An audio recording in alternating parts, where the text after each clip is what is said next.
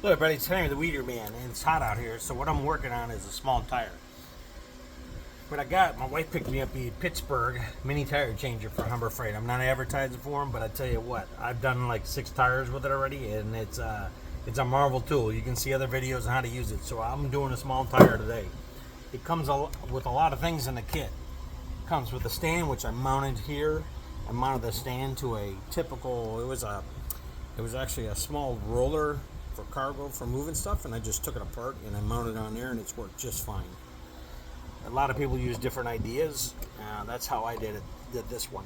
You just need a sturdy platform for it to work. I've seen it on trailers, I've seen them on other items on various stuff. So what I'm going to do now is I'm going to use it. It comes with different pieces. It comes with an adapter, so if you flip the tire over and it's concave or whatever, convex, you could do either one. It comes with 2 spacers. It comes with a piece that it locks down on top to lock it down, and it's pretty sturdy. I like it. I used it quite a bit. I've done probably like 6 tires with it already. I'm going to do this one in front of you. So first thing I'm going to do is break the bead, and you just put the lever on. It mounts, and these are quick pins, which I like. You just slide them out, slide them in. So that makes it easy for you. You can just put it on the bead, get it right here, hold it with one hand, and push down. It breaks it that easy, and then pull back up. The nice thing is you can rotate it. It'll loosen up a little bit, so put it as tight as you can. Come to the other side, and then pull the bead down.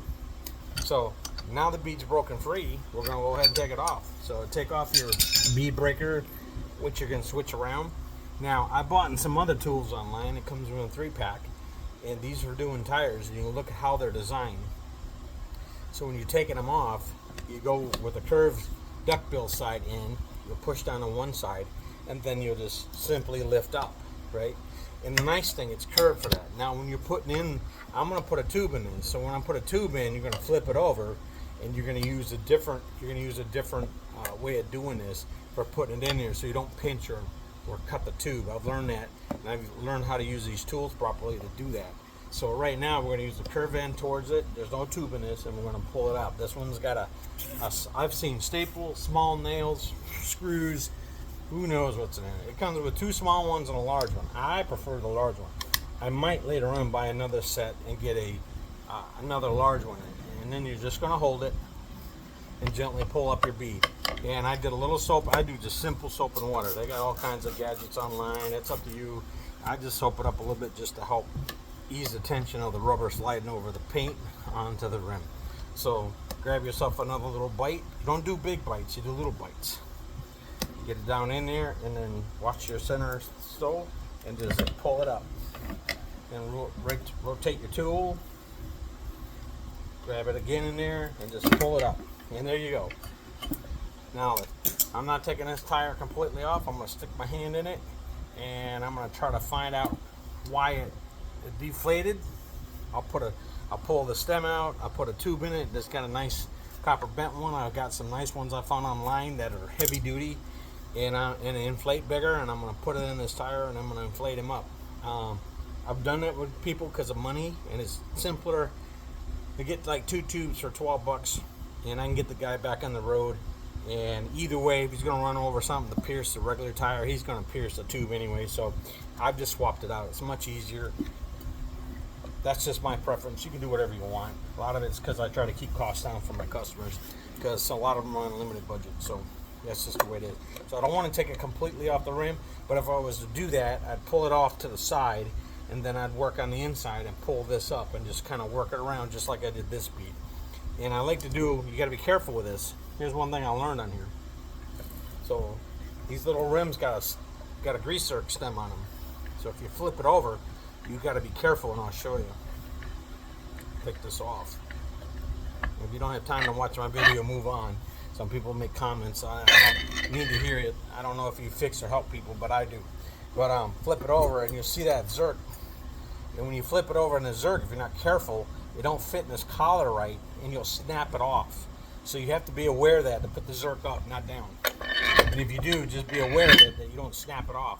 Because when you go to torque this down and go put pressure on it, you'll hear something pop. And you go, oh, man, I just popped the zerk off. And trust me, I've done that too by accident. So it's trial and error. I've watched other people, different ideas. Simple mounted to this base is real simple with some bolts. I use a lot of leftover shop stuff like most mechanics do. and just to ease up some stuff. And it was that quick. And I put the tube in it, I'll lube it up, and I'll hold the tube with a stem holder, and then what I'll do is I'll pop it and I'll put it back in the same way, pretty much the same way, except when I go to put it in, I'm going to hold down on the rim, start like this, and you're going to work on two sides. Now I've seen people use different devices and clamps. This kit comes with a bead holder, two of them.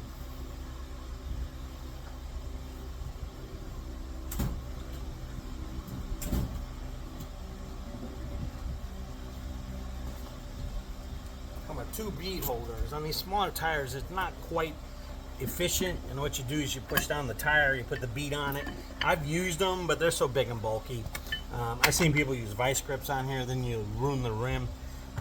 I prefer to push down hard on it. I got the strength, and I'll work one tool on the other side, and I'll get it, and then I'll just take my third one, because the third one in the set, and then I'll just start working it slowly, and I'll pop the rim, I'll pop the bead right back on the rim itself, and it's a done deal. Trial and error, just what kind of tools you want to use. But I'm not advertising for Harbor Freight or Pittsburgh. If they want to hire me, that's fine. But I'm telling you, for the price, I think it was on sale, I think it was 59 some bucks. It's not a bad gig. And I've used like 6 tires. It's pretty sturdy. Oh, I put some tape around the base right here because it was really wobbly in there, so I just put 2 wraps of tape, enough to get it in there, so it took the wobble out of it, and so I got a little more sturdier platform. Other than that, it's pretty simplistic. Now I got to stick my hand in here, find out where the sharp item was that deflated this in the first place before I put an inner tube in. You put an inner tube in, and I had a staple that was probably the size of a pinhead up against the wall right here, and I put my hand in there and I didn't feel it. I put a tube in it, and 2 days later it would deflate itself. Try to feel it again, couldn't find it. I patched the tube, just used it as a guinea pig, put it back in there, and lo and behold, it did again. So finally I took the tube, laid it out, and I'm like, I'll be dang, right up here where you can't feel it because you can feel your hand up in here, I found it, and it was so minute, but as the air pressure pushed on the tube up against the tire itself, and then you drove on it, it would gently pop a little hole in it, and of course it'd give way and then deflate in like 2-3 days. So that was a little frustrating, but I figured it out. So you got to really look at these tube lists and find out why they went flat. And I'm just the kind of guy, I just stick tubes in it for them. I have a better luck with it. I've had less customers come back and complain, but you got to find what caused it. So you're gonna have to get it up over here, and you got to carefully stick your hand in here, because I've ran across one, and that finger right there, and it cut me. So you just got to know you're gonna sacrifice a finger to find out why this tube went down, and do not put it back together till you find it. There's some manufacturer mold holes in it, so those will mislead you. But if you got a nail, you'll see the head of it. But you gotta get up in this crack, and you gotta look for it and say, okay, why did this thing deflate itself? And maybe you'll find it without sacrificing an appendage. And just, you can't give up. You gotta find it. You gotta figure out why this thing went flat. And I put air in it and I couldn't see anything. So that's typical too. Could be right there. Right there or something. And I had one just like this. I have a little mark right here, and that tells me it's a small nail or staple from a roof or something. And what I had to do is take a scribe and come in this way and push it into the tire in order to get it out, because the head was all gone. And that's where I think it is, right there, that spot right there. And let's go put our finger on it. Doesn't feel like there's anything in there. I'll poke through it, and so far I didn't find anything. And then I'll do the bottom side the same way. I'll run my hand in it through the bead, and I'll take a light, I'll look, try to find it. And then I'll put a tube in here, and then I'll put her back together. And you gotta be careful when doing the tube and putting it back on the bead that you don't pinch the tube. And you can do that very carefully if you don't use your tools right. So what I found out with these tools, if you put a duckbill down and you come on that rim, you'll pinch it against the rim. So what you want to do in this case while putting it on is you put it up in the air, you face it up, duckbill up, and with the duckbill up, it causes the rubber to go over the edge, and then you can take your spoon and come back out.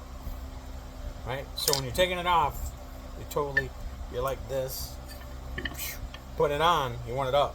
Because when you come down and put it over, there's nothing going against the rim to pinch it. Face down, you'll pinch it. And I pinched the tire too. And then I realized I gotta put my tool up to do it. Get it down, get it in there, work it, put it up, and that rubber will just, with a little bit of soap, will slide right back on, and you won't pinch your tube, you won't tear up your rubber on your edge where your tubeless tire was, and it'll go on easy. You can't get it on any other way. It's a pain in the butt. And these little ones are really tough. Easy to get them off, a little more tougher to get them on. And I'm a beast, pretty strong dude, and they give me some fit. So, all right, I'm not gonna take up your time. I'm gonna keep checking this and see what we're gonna do, and then I'll go on next segment where I'm putting the tube in, lubing it, and holding the stem, and then attempting, well, videotaping, putting the tube in without puncturing it. So that's the end of this session. So that's Henry the Weeder Man out. I want everybody to have a good day.